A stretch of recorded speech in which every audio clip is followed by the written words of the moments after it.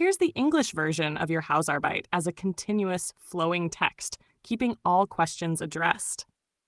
The increasing presence of machines and artificial intelligence raises fundamental questions about what it means to be human.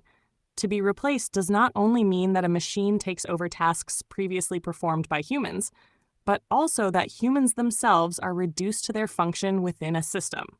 In a sense, one could say that humans were already reduced to their function long before the invention of complex machines, as laborers, consumers, or producers of value. Machines make this process more visible, accelerate it, and confront us directly with the question of what remains of humanity when efficiency and performance are no longer the central measure. Our societal system often ties human worth strongly to performance, efficiency, and measurable productivity. This connection explains the fear many people feel of being replaceable. Those who do not continuously perform, optimize, and remain predictable seemingly lose relevance. Consequently, this dynamic shapes not only the world of work, but also the human self-image. When machines take over tasks previously understood as expressions of human skill and creativity, this can undermine one's sense of meaning and identity.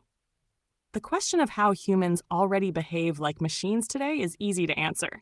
People adapt to structures, become predictable, functional, and optimizable. Working hours, performance metrics, social norms, and algorithmically controlled platforms encourage this behavior.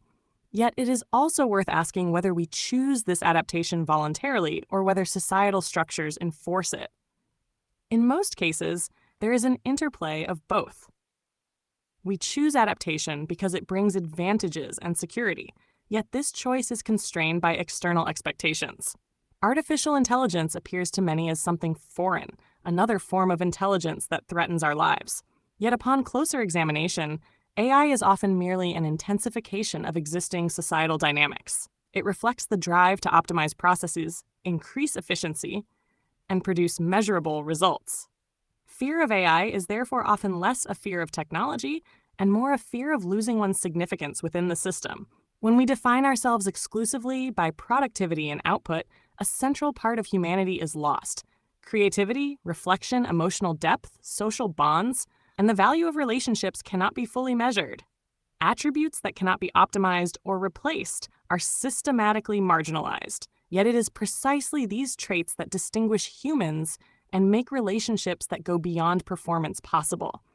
The question of who determines what constitutes value points to structures of power. Companies, states, algorithms, and social narratives define who is relevant and who is not.